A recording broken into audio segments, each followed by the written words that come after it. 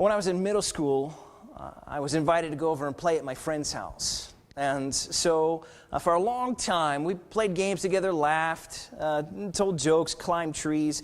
And I didn't know it yet, but I found out then on that day, my friend's house was kind of connected to the local park.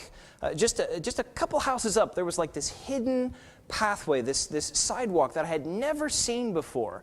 And if you would walk along that hidden pathway, it would take you into the back of the park.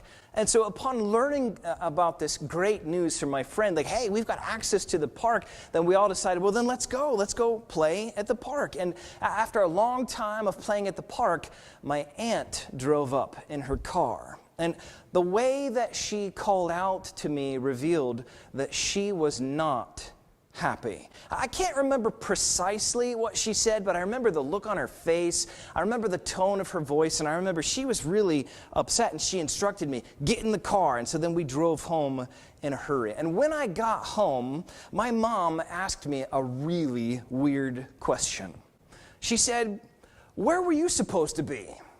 And why do you think that my mom might have asked me this? I mean, my parents knew that I'd gone over to my friend's house, and in fact, later I learned they had come to my friend's house to look for me, but I wasn't there, and they didn't know where I was. I wasn't hurt, I wasn't injured, I wasn't in danger, but they didn't know where I was. And so when my mom asked me, where were you supposed to be, do you think that she had forgotten? Anybody think that? No, okay, all right. Do you think perhaps that my mom was confused about where I was supposed to be? No, I may have been, but she was not confused about where I was supposed to be. Do you think that she was trying to learn new information? Steve, where were you supposed to be? Is she trying to learn new information from me? I don't think so either. I know that my mom was asking me this question because even though she already knew the answer, she wanted me to think about the answer to the question. She fully understood the answer to what she was asking me, but she wanted me to think about the answer that she already knew. Jesus did the very same thing that my mom did. So I want you to look at that along with me. If you brought a Bible or if you can borrow a Bible, we're going to be looking at John 6 together today. And in this text in John 6, there's this huge crowd of people that had been following Jesus, and they had seen that he had the ability to heal the sick, and they were really impressed by his power and by his teaching. And Jesus had walked up on this mountainside, and then he had spent all day teaching this big crowd of people and his disciples.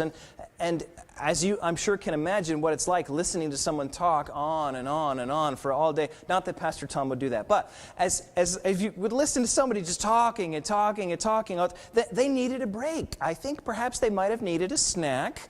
And so in John 6, verses 5 through 6, it says these words here.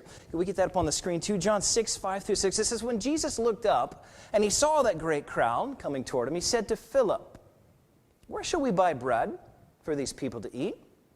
He asked this only to, catch it, I want you to see it. He asked this only to test him, for he already had in mind what he was going to do. Did you see it? I mean, I know I was like, hey, catch this, pay attention, but I just want to make sure you don't miss it.